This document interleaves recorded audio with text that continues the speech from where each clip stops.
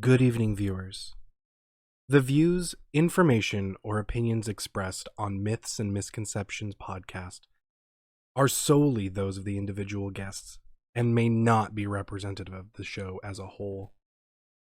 Myths and Misconceptions is intended for mature audiences and will discuss topics such as murder, rape, torture, and suicide. If you or anyone you know are having suicidal ideations, call the National Suicide Prevention Hotline at 1-800-237-8255. Someone will be there to talk to you. You are not alone. Now, on to today's episode. Viewer discretion is advised.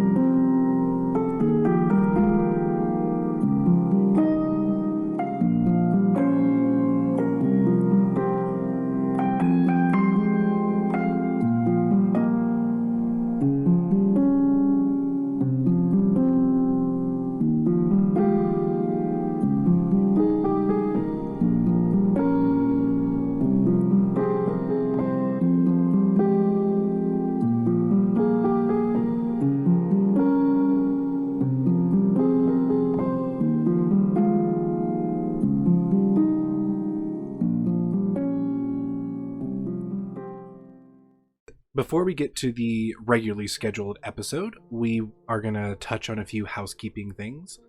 First off, I'd like to apologize. I haven't gotten any content out in the last month or so due to my busy and hectic schedule. In my real-life paid job, I work at a hospital as a nutritionist. I've decided to further my education to become a dietitian, and with that means that schooling has now taken up a lot of my free time. Secondly, Myths and Misconceptions has also gotten an email, which is myths_misconceptions@outlook.com. I decided to go with an email so that my listeners can, if you guys have any stories of the supernatural, paranormal, cryptid related, anything that has ever given you the heebie-jeebies, don't be afraid to drop a line, and we will feature it on a future episode. Third thing is that I'm planning on getting a Reddit or a subreddit for not only Myth and Misconceptions, but also for the parent company, so to speak, Chrono's Corner. Just kind of a place where we can hang out, talk cryptids, drop links for, the CIA just dropped a pretty fat link on extraterrestrials, UAFs, I believe is what they're called, instead of UFOs, UAPs. Anyway, we'll get back to that. I finally have enough karma to do so I would love to do that. Yeah, I think that's about it. So today is a very special episode. It's our listener mail episode. We have I had a few people email me saying that I could use their story on the podcast. So we'll have two from the listener mail and then one from yours truly. So let's, without further ado, get on to today's episode. Our first story comes from a lovely young lady by the name of Bella Potts. And by the way, Bella, I'm going to steal your name for a character in a book. It comes all the way from Canada. And I will try my best to give it a female persuasion. So, I live in Canada and was pretty deep in the Saskatchewan prairies. I have so many paranormal and ghost stories but one that really sticks out was a few years ago. My church does this thing every 4 years where they hike about 20 miles in 3 or 4 days. We dress like pioneers and we carry handheld wooden wagons with all of our belongings, and we sleep in teepees. We're pretty far away from any town or city, and we're smack dab in the sun. It was like the second day, and my friend and I were relaxing once we had finished our hike for that day. It had started getting dark, and everyone started to put up their teepees. They put these very loud tarps on the bottom, so we weren't sleeping on the trampled grass, and it's on the outside of the teepee as well. After a while, everyone started going to bed. My friend and I dragged our blankets outside, grabbing our notebooks and flashlights. We were writing every now and again, but abandoned them to look at the stars. We were telling stories of each other's pasts, and laughing and making jokes. There were horses that were tied to their trailer, and every so often we'd hear one of them neigh. Then we saw this thing running around the campsite, and we thought a horse had gotten loose, and we joked that it was running to freedom. Instead, it looped back round and ran around us again, but this time it had gotten closer. We thought nothing of it and shrugged it off as a horse stretching its legs. The subject we were talking about had changed to serious topics, about past bullies, talking about insecurities, etc. When I was about to tell one, something caught my eye around the top of one of the teepees. It looked as if someone or something was peeking at us from behind a teepee. I stopped and looked back, and all I heard was, "You've seen it too?" My friend and I freaked out, since we both saw this black creature with an oval head and was just as tall as the teepees. We grabbed our things and ran as fast as we could into our teepee, kicking each other as we got in. I tried tying the little strings to close the opening as fast as I could, since we could hear it running after us. It was obvious where my friend and I were laying due to our heavy breathing. We heard that thing stop to where we were just on the other side of the teepee. Either we passed out due to fear or lack of air, but we were untouched the next morning. The thing that we saw couldn't have been a person leaving the teepee, since the tarp made a loud crackling noise when you walked on it, and we never heard it move. The teepees were tall, maybe 10 to 15 feet. The tallest person stood at about 6'4" and looked small standing next to the teepees. We tried telling the leaders about it, but they told us it was just a shared hallucination. We told the rest of our friends, and one of them, who was staying in the teepee where the thing was hiding, had told us that she had heard someone or something walking around it at the same time we were chased by it. I still get freaked out thinking about it.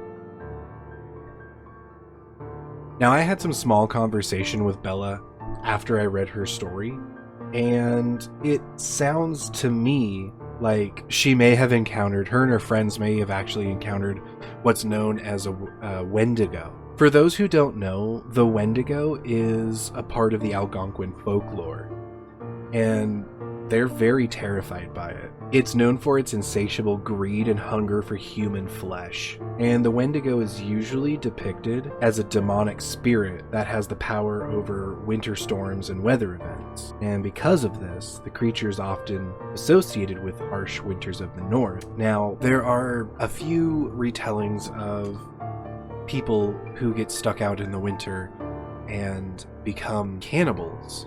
They eat the members of their party, and that's how you really become a Wendigo, is you eat human flesh and then you become a demonic spirit.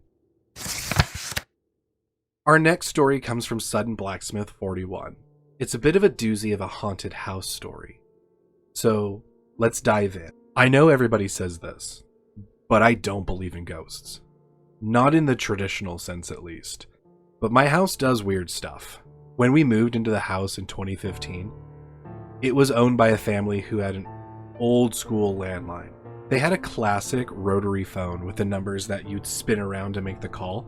My wife and I kept it because we thought it was cool, even though it took about 20 minutes to get a telephone number right. But this phone did weird shit.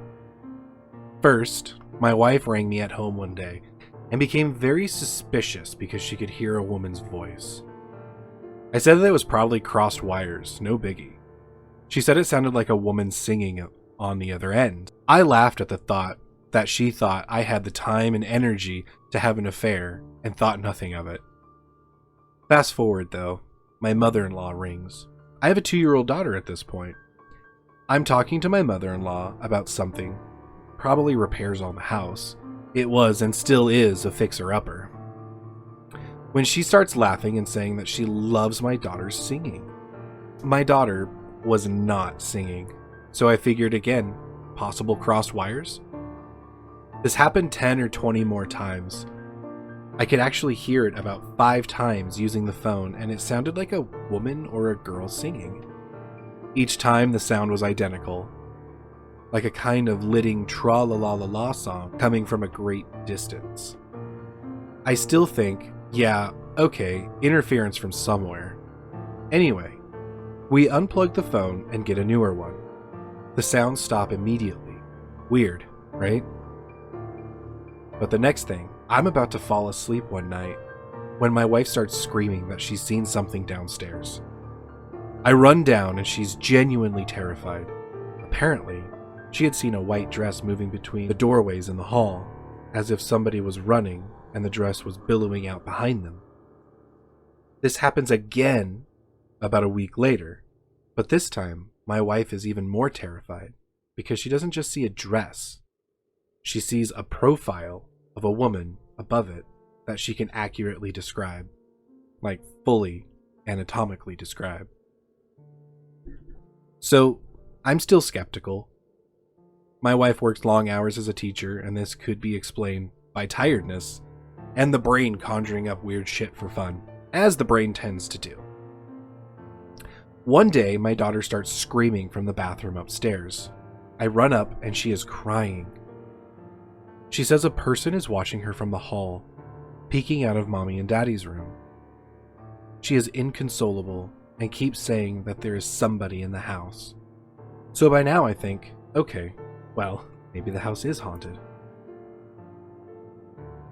These types of things have happened for 4 more years, on and off. They tend to go in cycles, occurring for a few weeks and then not occurring again for months at a time. I will often forget that my house is quote-unquote haunted, then suddenly something weird will happen one day, and I'll be like, oh shit, yeah, the ghost. I have indeed seen something weird. I used to sleep badly, due to anxiety and panic attacks.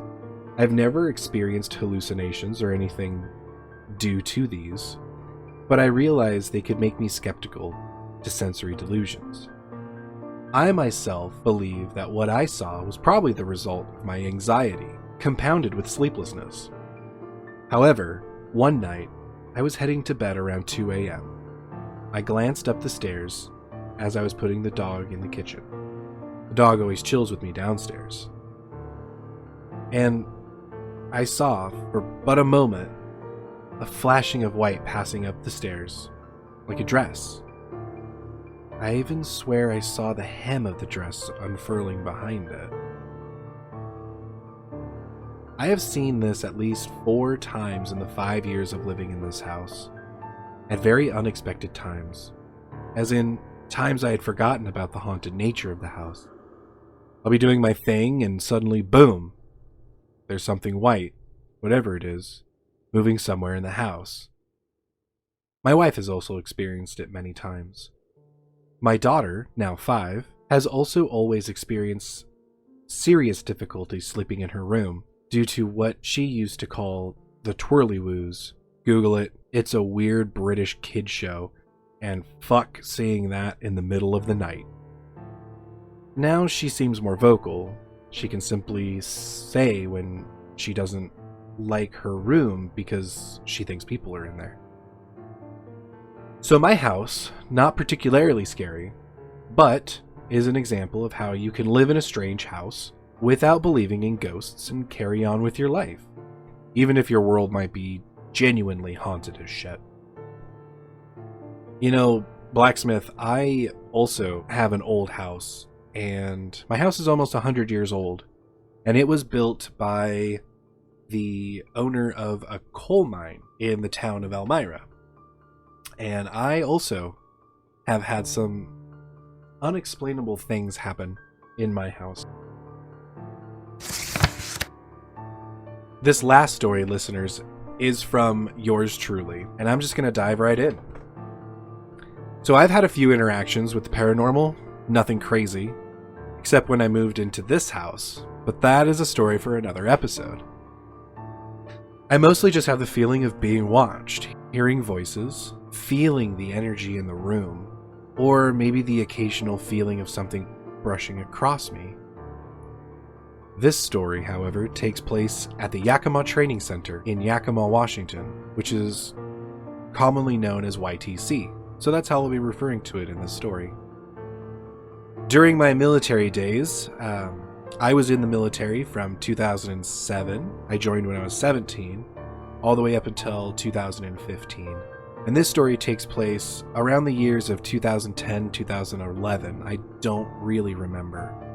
But YTC was purchased in the 40s and was used for anti-aircraft artillery for World War II up until the 50s, when it was used for maneuver warfare training, land warrior system training, and a live fire exercise for tanks and other mobile infantry devices. My unit at the time was mobile infantry. I was a combat engineer, but we did train on Bradleys. We did a lot of training at YTC for what's called Bradley Net training, or new equipment training. At that time, due to where I lived at the time, I was placed on the advanced party. That meant that there was a small group of us that went ahead of the rest of the company. And we make sure that the barracks are squared away. Making sure that there's beds in every bunk, everything's in working order, the floor is swept, everything looks nice for the rest of the company. However, I was the only one from my platoon that would be in the first platoon barracks until the next morning. I arrived at YTC in the mid-afternoon. Usually I would come in about 3 or 4 in the afternoon, and after parking my Jeep, I was given the key to the barracks and stowed my stuff. After everybody stowed their gear, we all got together and, shot the shit for a couple hours and just kind of caught up, talked about what we were going to do for the 4 weeks we were there, that kind of stuff. And then, we were talking about family and all that good stuff. And then we decided to go to the chow hall. All in all, it was a pretty uneventful evening until I started to get settled in for the night. Now, I chose a bunk near the end of the hallway. That way, there was a wall on one side of my bunk that would help block out the light from the exit signs. That was the best thing about being on advanced party. You could pick whatever bunk you wanted. So I grabbed my towel and my toiletry bag, threw on my shower shoes, and headed for the latrine to take a shower. And after turning on the water and getting undressed, the hairs on the back of my neck started to stand up, and I felt as if I was being watched. The whole time I showered, I felt as though someone was just inches away from my skin, and I had that sinking feeling in the pit of my stomach.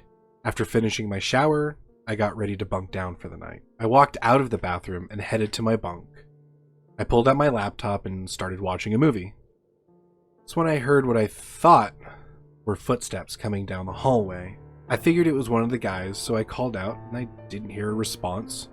So I poked my head out and I didn't see anybody. I figured maybe they came in and then realized they were in the wrong barracks and walked out. So I put my headphones back on and I went back to watch my movie, not hearing anything else. So I put my headphones back on and I went back to my movie. Although every once in a while, that feeling of being watched would slowly creep back up. After the movie was over, I put everything back in my bag, set my alarm for dark 30, and started to drift off to sleep. After sleeping for maybe a couple of hours, I opened up my eyes due to the feeling of something or someone being right next to my face. You know how when you're asleep, but you're in that phase where you're completely aware of your surroundings and you can hear everything that's going on? That was the state that I was in. I know that it wasn't sleep paralysis because I've had that before, and that's when things get weird. I can't talk, can't move, and I generally do see things when I'm in that state. Sleep paralysis is scary. I have a feeling of being trapped in my own body without the ability to move or speak. I just feel trapped, tied down, and it is the worst feeling in the world. If you guys have ever experienced it, I am sorry. I got out of my bunk and I noticed that the bathroom light was on, which I know I turned off after I showered because I have to have my room as dark as possible when I sleep. So I walked down the hallway and I turned it off and walked back to my bunk. While I was in my bunk trying to fall back to sleep, I saw what I thought were shadows moving across the walls. It really could have been cars driving by, although it's a military base in the middle of nowhere. I didn't see any lights coming from the windows. I just saw shadows on the walls that were illuminated by moonlight. And I also heard noises, which normally I could brush off as the barracks settling, because that happened all the time. However, that night I thought I could hear boots walking down the hallway, stopping close to my bunk. It was at that time when I rolled over, I closed my eyes and I forced myself to sleep because I didn't want to face what might have been there had I looked. That morning, before the rest of the company arrived, I asked everyone at breakfast if anyone had been in the 1st Platoon barracks that night. Now, for some context, soldiers, we like to play pranks on each other. You know, I remember one time we replaced one guy's canteen of water with a canteen full of tobacco spit. Or, you know, we would take somebody's rifle or their bag, or, you know, we would genuinely, you know, maybe put a kick me sign on somebody's back, you know, stuff, pranks like that. But there are 3 things that a soldier never messes with, and that's chow, beer, and sleep. The others had assured me that nobody was in the barracks that night, and it was just me. And so we all had a good laugh about how the barracks might be haunted, but I'm pretty sure they are. You know, there's a lot of, especially in the military, hauntings, they don't need to be necessarily a full-bodied apparition like you see in, you know, horror movies. You know, Annabelle is not going to come out and get you, or, you know, the ghost isn't going to pop out of the closet. A lot of what people are seeing or maybe experiencing could just simply be what is known as an echo in time, which is a traumatic event, whether it's emotional, physical, what have you, that's replayed. And so for a lot of hauntings, that's what I personally believe is happening. We're witnessing a moment in time where maybe somebody got some bad news or something tragic happened, and it's just replaying itself over and over and over again. That's just my take on it. I would be interested to hear what your guys' takes are on it. So, like I said at the top of the episode, if you have a story of the supernatural, paranormal, cryptid related, really anything of the spooky variety, go ahead and drop us a line at myths_misconceptions@outlook.com, and it will be featured on a future episode. And with that, listeners, I bid you a good evening, and I hope that the bed bugs don't bite. This is your host, signing off.